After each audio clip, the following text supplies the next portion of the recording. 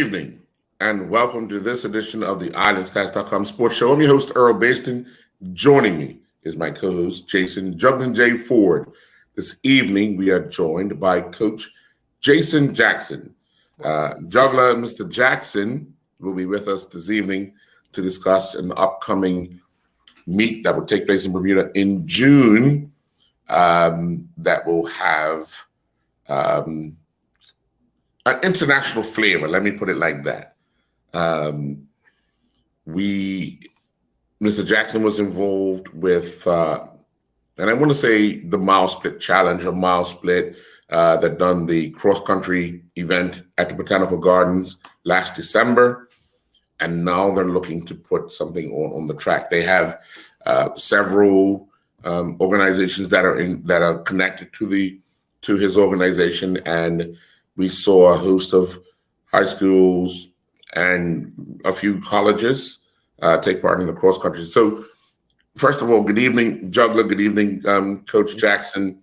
Coach Jackson, tell us a little bit about why Bermuda has been an attraction for your organization, starting with the cross-country meet that took place in December. Yes, well, good evening, everyone. Thank you so much for having me. Again, so I'm Jason Lamont Jackson. The company that I have is called Speed for Sport, which we do a lot of track camps, track clinics, track meets back here in the States. I'm also the head coach at West Orange High School in West Orange, New Jersey. I have been involved in track and field as a fan and an athlete as long as I can remember. And how the challenge came about back in December, Hazel Clark with the Bermuda Tourism Authority. I'm really close with Hazel and have known her for a very long time. I coached after she graduated. I coached at her high school and kind of followed her through college. Her older brother coached me. We've had a relationship and as it relates to coaching and camps and track and field for a very, very long time. Dr. Freddie Evans with BNAA, I've known him for a long time as well. I was the head coach at Virginia State University from 2010 to 2017. And so Taylor Ashley Bean was a track and field athlete of mine that was an All-American, Julie, a distance runner. And then also I forgot to mention, I ran at Seton Hall University. I'm a few years older, but Jarita Dill, who also went to Seton Hall University behind me, I think I was in graduate school when she was an undergrad. So there's always been those little ties or connections, to Bermuda. The track and field world is very small. And meeting with Hazel and talking with Hazel and Dr. Freddie Evans about wanting to bring some athletes, maybe not that are your super high level elite athletes, but athletes that, are good quality athletes, let's just say, and for a girls 400 that, are running anywhere between 58 and 62 seconds, or for a guy in the 800 that may be, 155 to about 2 flat. Yes. So athletes that are quality athletes that would want to compete and get an international feel. One of the great things, obviously, about Bermuda to the East Coast is your flight, under 2.5 hours. And so it's not a real expensive flight, and we can get there relatively quickly. Although I will say in December, we had a team from as far as Colorado that were able to fundraise and make the trip out. And they're planning to come out again this June. So I think the attraction, just having some personal relationships and ties to individuals on the island. And then again, with Hazel Clark of BTA, Dr. Freddie Evans of BNAA, it's just been a great opportunity to get some athletes that may normally not get international competition, to be able to travel to Bermuda, compete. Our theme is competition, camaraderie, and culture. And in December, we were able to experience all of that, and we're looking forward to coming back in June. Sure. Jay, before I come to you, not to discredit anyone that went to Seton Hall, but Bermuda's most famous athlete that went to Seton Hall would only be Cal Deal.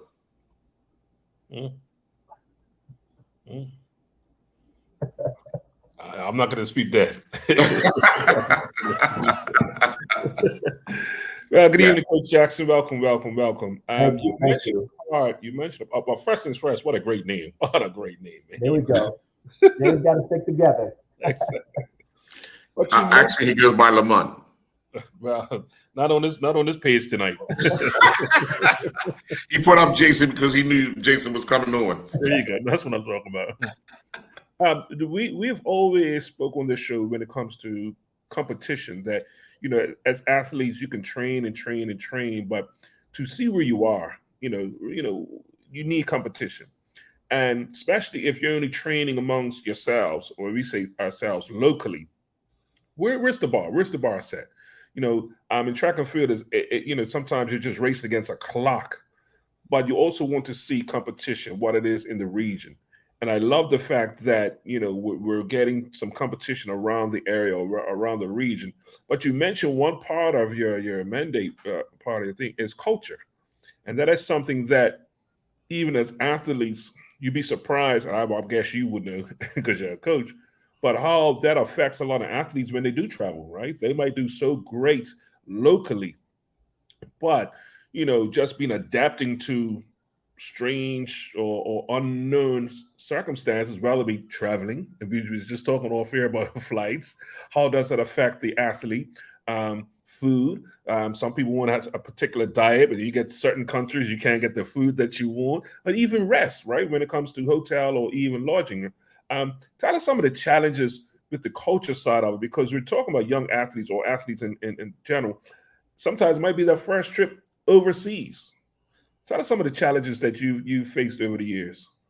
Yeah, I think you hit the nail on the head. I mean, one of the things that when we talk about competition, camaraderie, and culture, it's exposing athletes who, like I said, may not have ever been exposed to it before. When I was coaching at Virginia State, and we would have nationals at in Colorado or in Albuquerque, there were some of the athletes from Virginia that had never traveled. And so, for instance, a Taylor Ashley Bean, who had done some international traveling, was kind of one of the veterans where, she had been on the plane, she had a passport and all that stuff. So she was used to that. Whereas some of my athletes from Virginia State may not have, have ever been on a plane.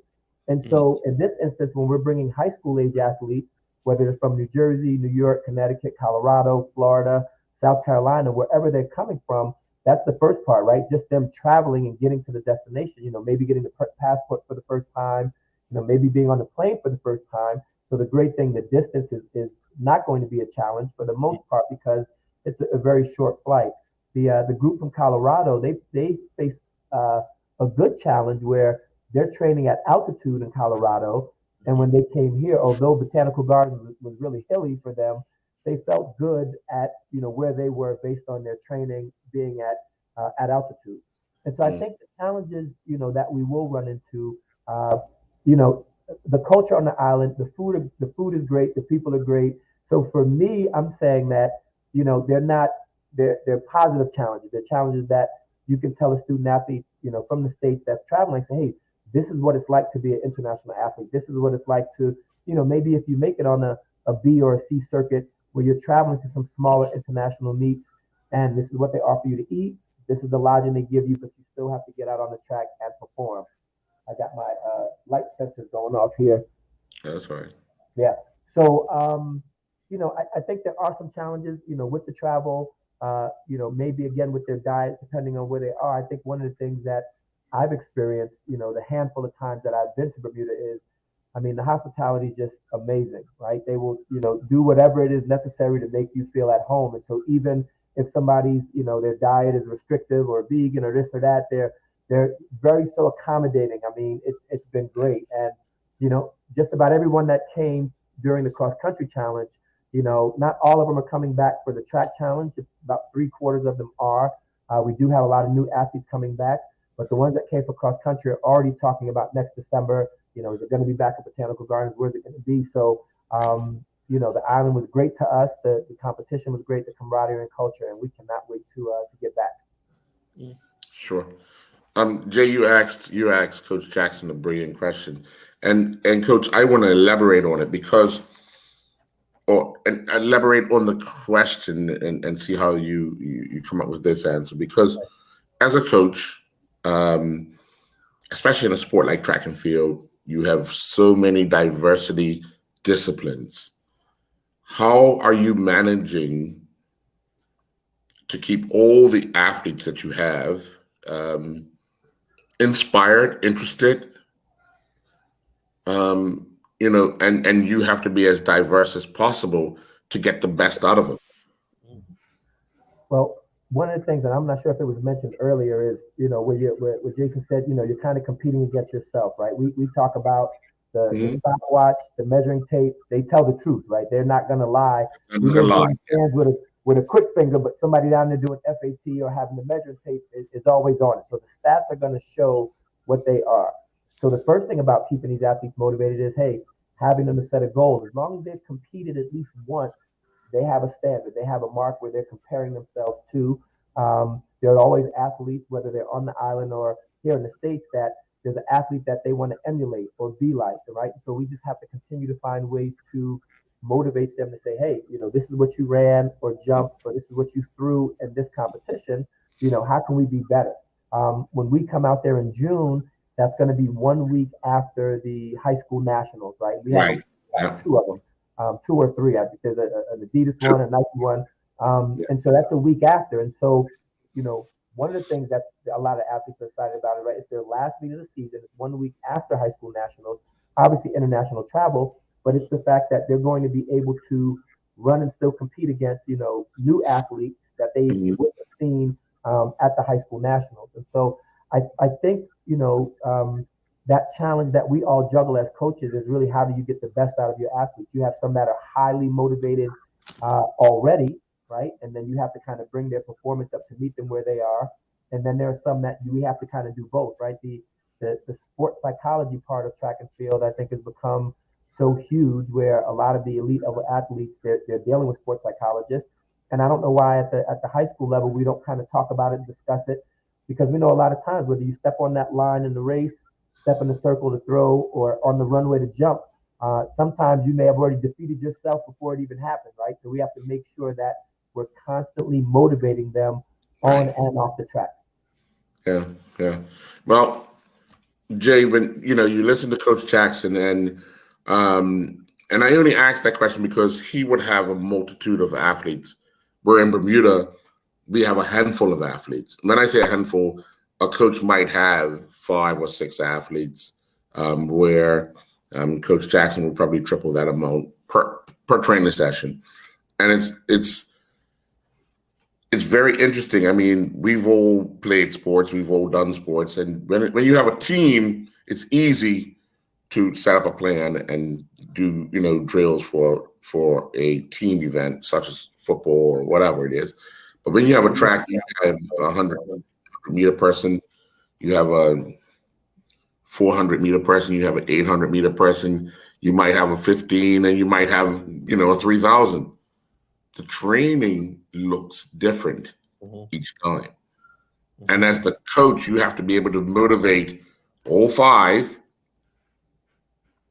to do the program that you want them to do, and all of them feel like they're doing it together, kind of thing. So Coach, let me ask you, when did you decide track and field was going to be your life? Because even as an athlete, after you finish, most athletes just walk away, but you decided to become a coach. So when did you decide it was going to be your life? So when I finished grad school, I was still competing a little bit post collegiately, and my goal at the time. I was a half miler. My goal was to qualify for the Olympic trials. At the time, it was like 1:47:50 was the B standard, and so I said to myself, if I could just run that, I can make it happen. I actually moved down to Gainesville, Florida. So Hazel Clark's older brother, JJ, was the assistant coach at the University of Florida. I moved down there and I was training with him. His wife at the time, Gerald Miles Clark, was still running. Hazel was in college as an undergrad, and Joetta Clark was still running. And he had a few other post collegians, and I was still kind of running and training. And unfortunately, I felt like I was in the best shape of my life. I got into a car accident while I was out on the run. Oh. And it was at that point, right? I kind of rehabbed a little bit, but that opportunity was missed. I was always a fan of the sport. And I had the opportunity to come back and coach at the high school level. And I said to myself, I'll go back and coach. I'll still train and see what happens. I moved back from Florida to Jersey. I started coaching. And because I had just recently left the sport, and as a half miler, all of my 400, 800 and milers did phenomenally. They were doing very well. I was at Columbia High School in Maplewood, New Jersey. They were doing well because that was my background. And I leaned a lot on USATF coaching education. I said, if I'm going to, because it was myself and the throws coach. So I basically had all the running events. I didn't know much about the short hurdles. I didn't know much about the long jump. I knew a little bit about the high jump. And so I had to really dig in and do my coach's education, start to surround myself with other people that I knew that were proficient in those areas until I can get certified and kind of learn. And so I'd say probably in about 1998, 99, when I first started coaching, I was only about 25 years old, that I kind of immersed myself and said, this is what I want to do, right? I had a degree in business from Paul. I thought I was going to open a nonprofit and kind of start going to work. And in order to be a coach at the high school level, you have to have 60 college credits or be a substitute teacher. So I started substituting. I was able to coach, got certified to teach only in business. I said, I have a degree in business. I don't want to teach math or science. And so I became a certified business teacher about 4 years later. But during that process, it was getting certified to teach and then learning the other disciplines. I was always a fan. You watch Carl Lewis long jump, Right. Javier Sotomayor high jump. You watch all of these athletes. So as a fan, I had the eye for the events, but as a coach, I had to learn and hone the skills. And there were a ton of athletes my first 4 or 5 years that I know would have been even better had I had that behind me. And so I felt like I owed it to every athlete coming through, whether it was the 100-meter dash up to the 5,000, whatever it was, to learn as much as I could to be able to help them to get better. And you were 100% right. You have, 6 or 7 athletes in different disciplines or 30 athletes in different disciplines. Being able to spread your time appropriately and give everybody what they need, has always been important to me, trying to really figure out how to make sure that we were always a complete team. And so even now, with Speed for Sport, with coming out there, I want to try to have athletes cover all the different events so that the athletes from 10U all the way up to seniors in high school or even open athletes, are able to compete with athletes from Bermuda and all across the country here, in June.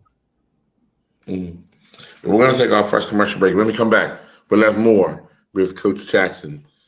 Jay, you're up when we come back.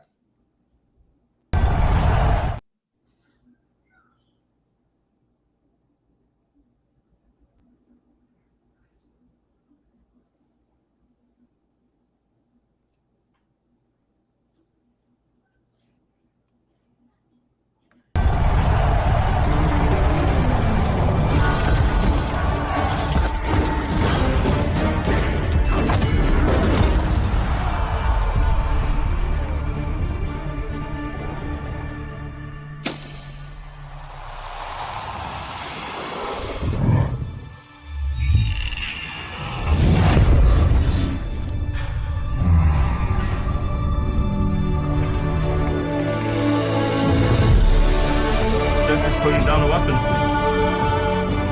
You seen this?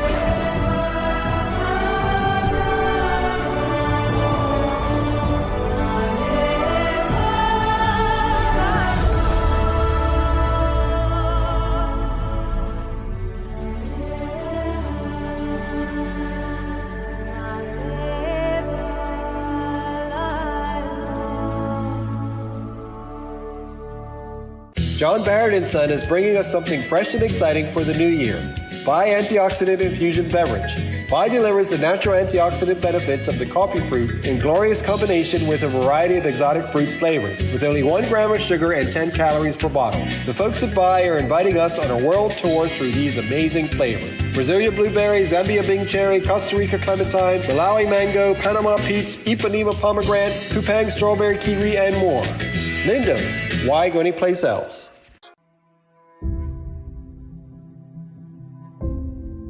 I'm also thankful and grateful because my greatest value of my life is my legacy. But why I do it? I feel supposed to do it. I was put here to be here, to do what I'm doing right now. Once I see somebody moving, it's the greatest joy for me. There's a little person being born. I am thankful that people have given me the trust, for me to empower them, from my players to my family to friends. And that's what I'm thankful for. I'm thankful that people have allowed me and trusted me to be in their life.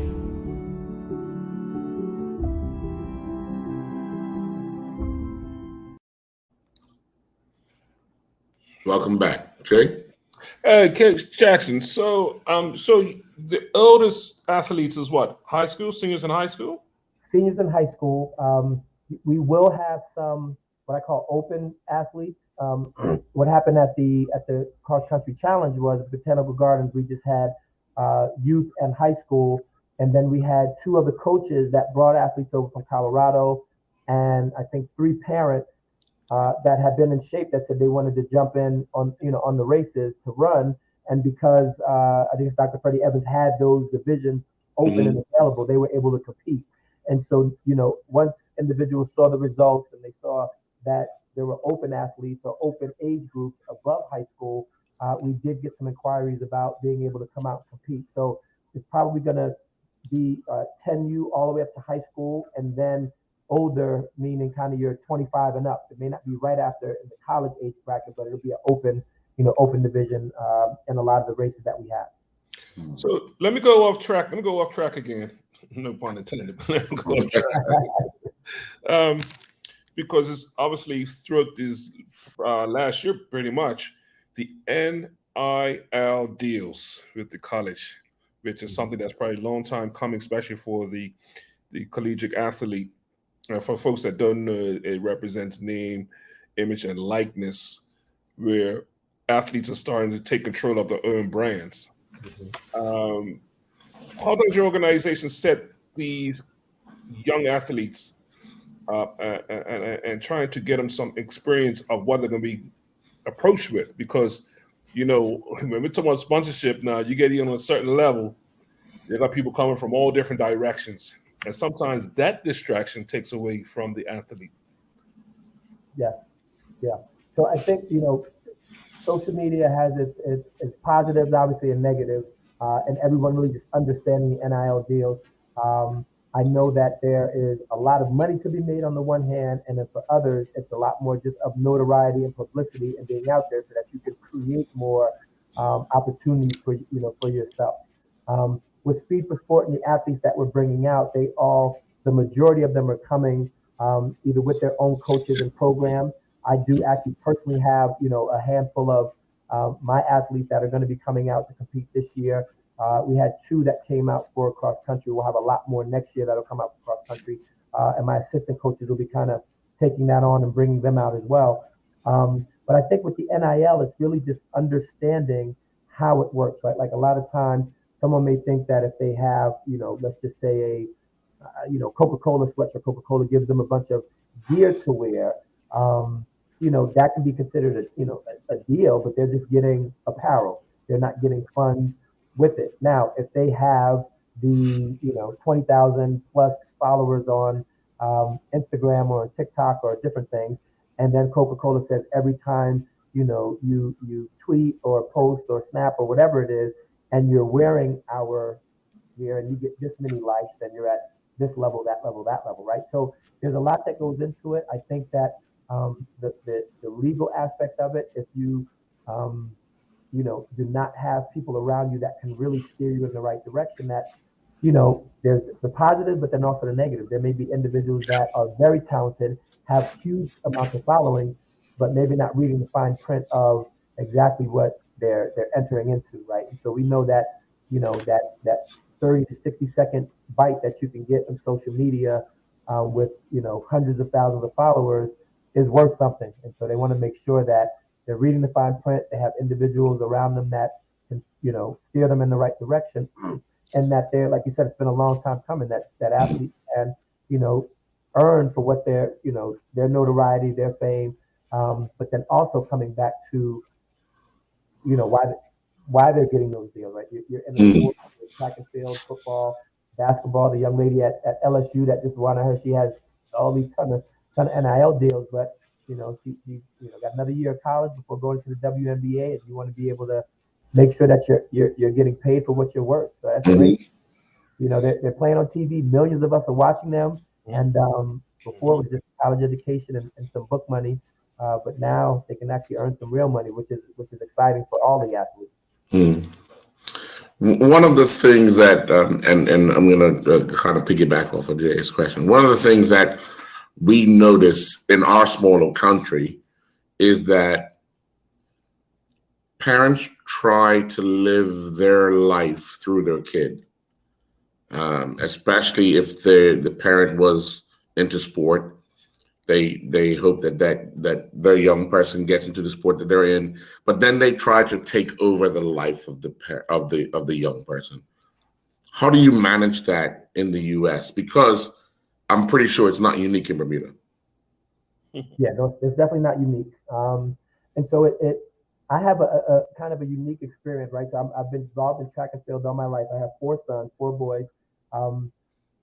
The youngest one will probably run track, but they've been into swimming and baseball, sports that I knew very little about and actually had to learn about it. And again, putting them in a position to be around individuals that can help them to be successful. And so in those 2 sports, you know, I see it, right? Because I'm not a baseball guy or I'm not a swimming guy. So I sit back and kind of watch and you see it, right? Where I'm excited for them. I'm happy for them. I want them to do well. But, you know, the strikeout for me is not the same as a strikeout for the dad who may have played baseball or who is kind of living through them.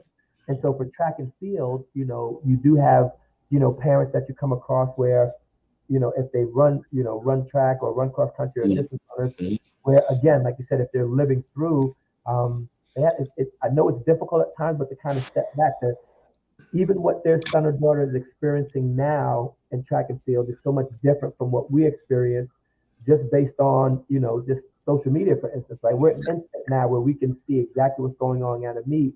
Whereas way back, you had to wait to either, you know, read about it, or, into a blog to see what the results were a day or 2 later.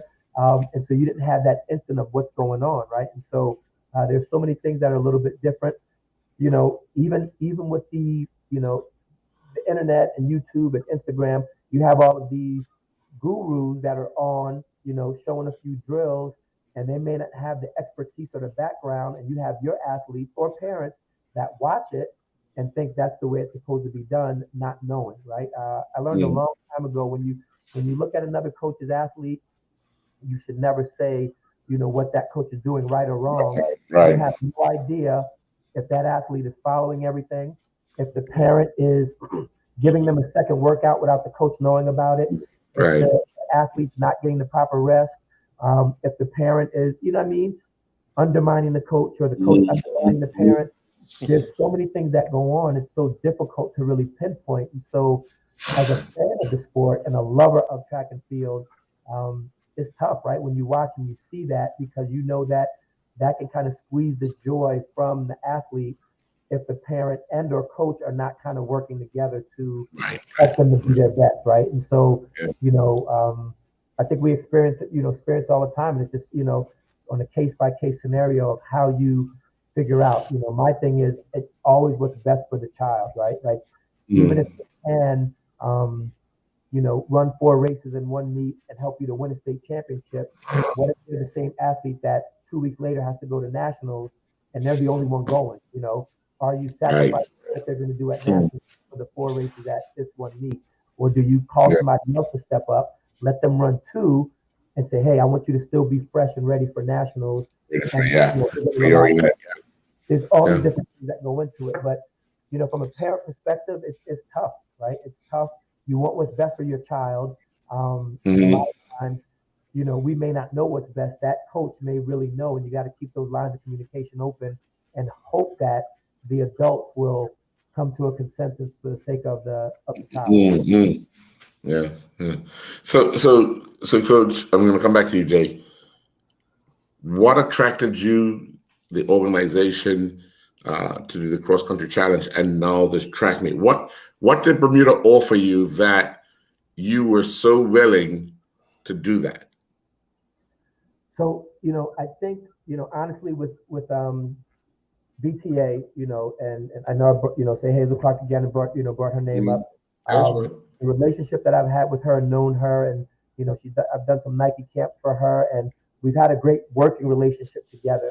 And so for her, I'll actually be out in a few weeks for the Black Golfers Week. I don't know if you guys will be there. I'm coming out. Yeah, I'll be there. I want to get out there and, you know, look at that. I'll be there in June, but I'm already said I'm coming out in April. But I think when you say what do they offer, I mean, I've traveled a lot, as a student athlete, as a collegiate athlete, as an adult, and the community, the culture, again, is just so great that you want others to experience it, right?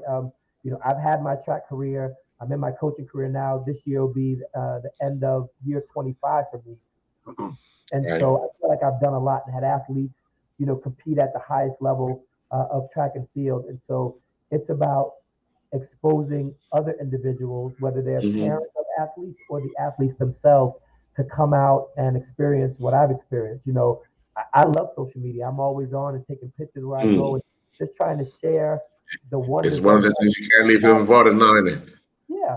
And so to be able to have others experience it that wouldn't normally experience it, the group that we brought up from Colorado, I think they had a phenomenal experience and they want to come back, right? And that's what it's about. And so I think the Bermuda Tourism Authority has done an excellent job. Dr. Freddie Evans with, obviously, we wouldn't have been at the Botanical Gardens or had it if they weren't having their national meet there. We're hoping next year. I don't know if the next year for December, if it's going to be at the same location or different. I know it kind of rotates around. They changed locations, yeah. And I think that's generally around the same. We kind of go around and see, get these lights back on.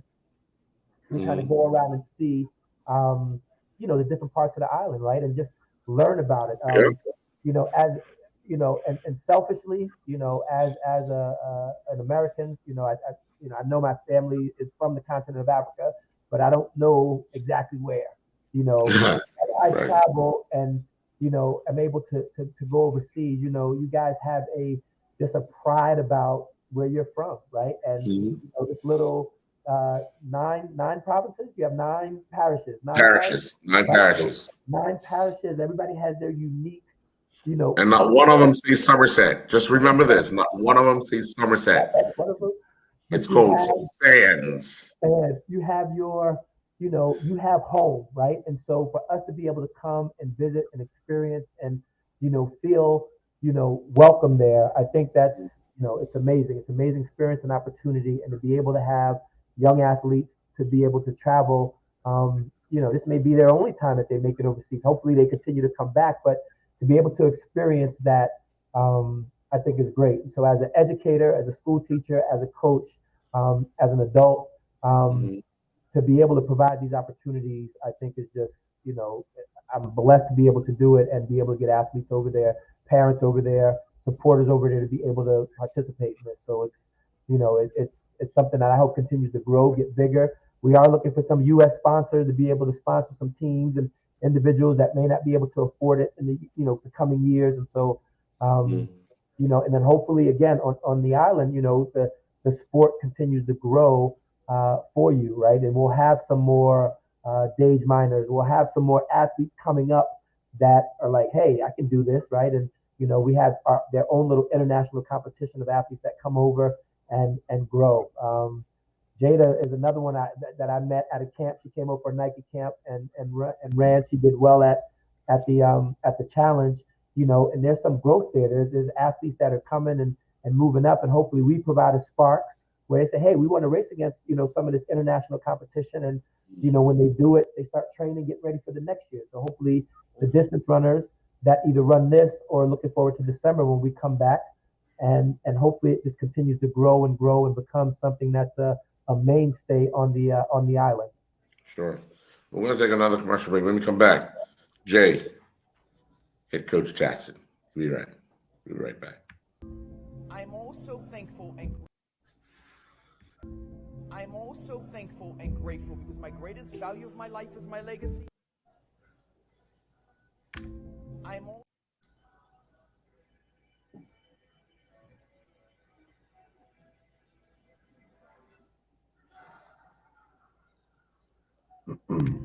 I'm also thankful and grateful because my greatest value of my life is my legacy. But why I do it? I feel supposed to do it. I was put here to be here, to do what I'm doing right now. Once I see somebody moving, it's the greatest joy for me. There's a little person being born. I am thankful that people have given me the trust, for me to empower them, from my players to my family to friends. And that's what I'm thankful for. I'm thankful that people have allowed me and trusted me to be in their life.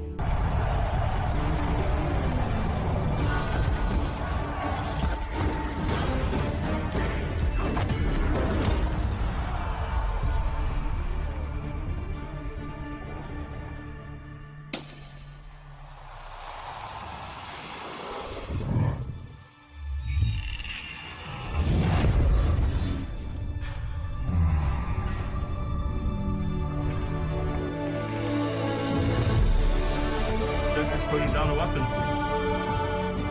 You seeing this?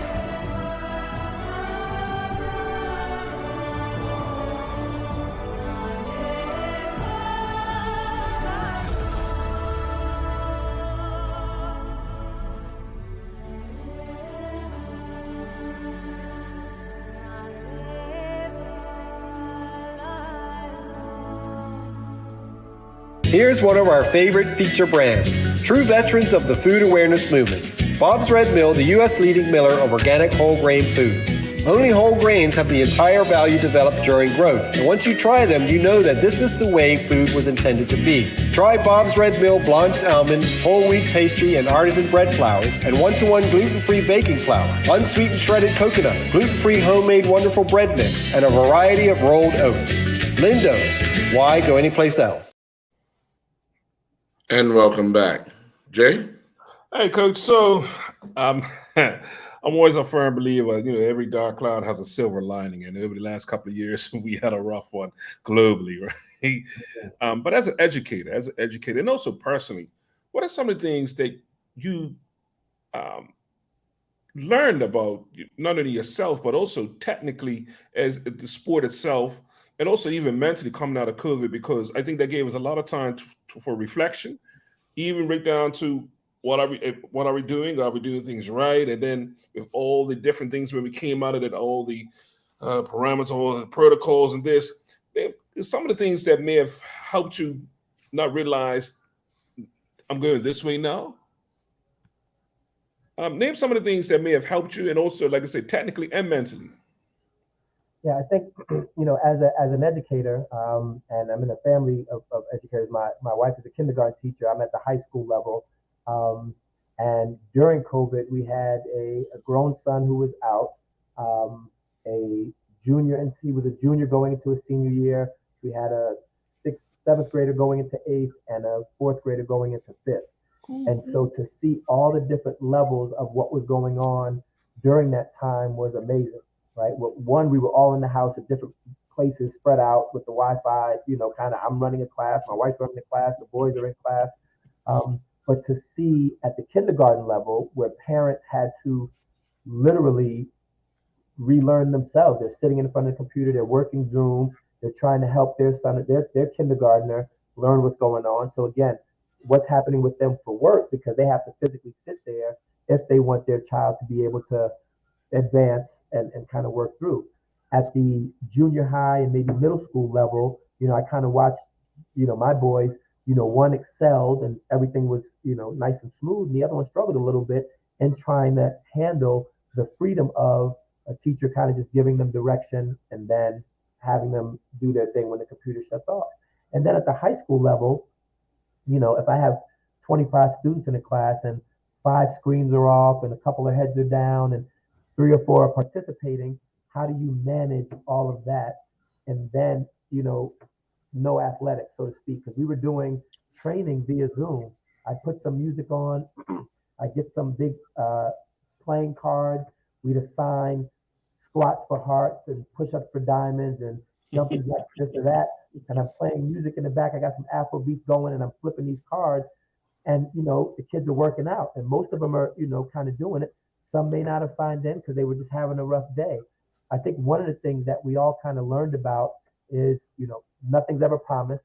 We all know someone or someone that knew someone that, is no longer with us during that time. And so just to value every day, I think, one of the things I was most grateful for when we kind of came out of it was just to be back in the presence of individuals and, to sign on now. Whenever I sign on, I think about COVID a bit. Whenever I'm on a Zoom or a link, because I haven't been on it so long, that when you go to sign on, it's like, man, I remember when this was our daily routine. And so from a technical standpoint, I think a lot more, whether you're the Peloton, where people can kind of ride on the bike and kind of work out with individuals, that burst on the scene where, you didn't have to be in front of someone, but we could all kind of work out. And so taking those ideas as coaches to say, okay, the three of us, all right, Earl, Jason, me, we're going to get down, we're going to knock out some push-ups. A couple of close friends of mine, we were having Zoom charade parties, and so to speak, and celebrating birthdays. And so from a technical perspective, we all kind of raised our level. You had to learn how to get on Zoom, get on a computer, manage whether you had the free Zoom for 40 minutes or you were going to pay and be able to do unlimited time to be able to spend that time. And so I think being creative for the coaches and educators was something that we all had to do. I think on the younger levels, it was a lot more difficult than for us on the older level. And I think we're still seeing that with the maturity level as we return back to school, right? Our freshmen that year after, were seventh grade in the middle when they left. And so now all of a sudden they missed all of eighth grade, they have half of seventh grade gone, and now they're in the high school with, 17-year-old. How do they adjust to that? And if you were an athlete that year as a freshman, and you may have run club track or different things, how do you adjust when you've missed a year and a half of socializing and being around individuals and training, right? Your training year, you're not really a freshman that freshman year. How do you kind of handle that?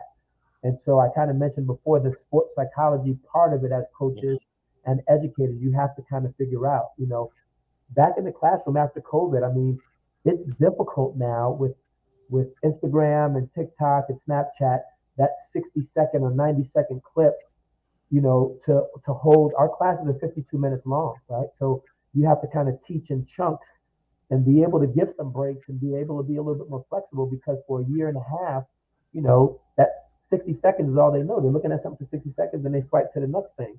If you're going to talk about something or teach something for 3, 4, 5 minutes, you got to figure, okay, every 60 seconds, I got to kind of dial them back in to see what's going on. And so even for track and field, it's kind of trying to figure out how can we be more creative to make sure that we can break them out of some of the bad habits that they have formed, during COVID, as it relates to social media and training and discipline. Because, everybody thinks that, and looking at some of these videos and clips and listening to coaches, that all you got to do is watch it, do it a couple times, and you're going to be, the next superstar. And we know it doesn't work that way, right? But they have to kind of unlearn and relearn, and it's for us to be able to help them in that regard. Yeah. So as we get ready to wrap up here, Coach, tell us what you're looking forward to for this June event. So right now I'm just going to kind of read, I have my little flyer here. So we have the 3,000 meter run, we have the 400, the 800, 4x8, the 100. We're doing a mixed 4x4, right? Like they do at the World Championship. They have, so we have 2 males, 2 females mixed. We have the short hurdles, the 1,500. We're going to do a 1K medley relay. So I think that's going to be the 1, 2, 3, 4, or the 1, 2, 3, 4, 1,500 and 4x4. We have field events, triple jump, discus, long jump, high jump, shot put, and then the turbo javelin for the younger athletes. So we're really looking forward to having age group athletes, from 10U all the way up to, 13, 14U before you would enter high school. We're looking for high school age athletes. And then, for everyone loves to run distance, so even if, with that 3,000 or 1,500, we want to get some weekend warriors that go out there and run to come register and run a 3K, run a 1,500, Right. We'll have some parents that are coming out to compete as well, and some older athletes. The entries, we still have a few more weeks. They're starting to pick up. We actually have, I think she is the world record holder in the 2 mile as an 8th grader. So that 8th grade window, she's coming out. I think she's going to be running the 3K and the 1,500. So we have some really good athletes that are coming out. A couple of kids from Colorado. I know they're in the mid to low 150s, that 153 to 155 range. We'll have some guys that are under 50 seconds in the 400. And so, we're really excited about the level of competition that we're bringing out. hoping that we get some more here in the States and that we can kind of match it, with, those on the island, even if they're not at that level, that they get out there and they're able to compete. We can cheer them on, competition, camaraderie, culture, and have a great time. We always end, well, I should say always, in December, we finished, Grotto Bay was our host resort, and that's where we actually had a bonfire down on the beach, and we invited the Bermuda athletes to come out. We're going to do the same thing this year. It may, because of the number of athletes, I don't know if we can fit them all in that beach by Grotto Bay, but we are going to have a closing bonfire. We want all the athletes to be there, some music, some s'mores, and just for them to have a great time. And for us to see all of the pictures on social media after with the athletes that they've met, and they're still keeping in touch, and they're, telling each other how they're doing competition-wise, and just continuing to grow the sport. And then hopefully Bermuda will be our home, but then we can start to invite other islands, where they can come. And, we're not trying to be a Carifta, we're not trying to take over national championships. We want this to be a fun family experience where you can come out, competition, camaraderie, culture, some good competition, but then you really experience that camaraderie and culture while you're on the island. So we're not trying to replace anything. We're trying to create and carve our own niche and hopefully have a long-lasting relationship with Bermuda. Without a doubt. I mean, anyone that was at Botanical Gardens in December would have enjoyed the level of competition that we had. And I'm looking forward to seeing how the Bermudian athletes match up against the overseas athletes on the track. And I do want to thank you very much for your perseverance in making sure that not only the overseas athletes have the opportunity to compete, but the locals have the opportunity to compete on their own track. Yeah. And we'll be there to support, to make sure that everybody knows what's going on. Yes, well, that's great. I'm really appreciative of it. This is a great opportunity. We're on Instagram. We're on Twitter.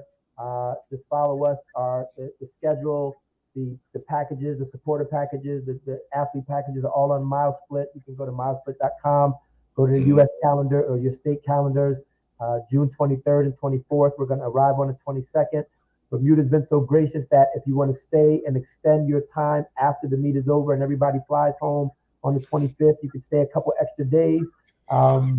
And we're looking forward to it. So it's going to be a great time on the island, great competition, great camaraderie, great culture, and we're looking forward to it. And we'll make sure that we get the MileSplit Bermuda website up and running to ensure that the locals get to know what's going on for the event as well from this end. Great. Appreciate it. Well, Coach Jackson, thank you very much. Juggler? Yes, sir. Hey. Yes. I wish you all the best. Welcome back to Bermuda. That's all I can say. Welcome back. See you guys in a couple of weeks on the golf course, and then back in June for the track and field challenge.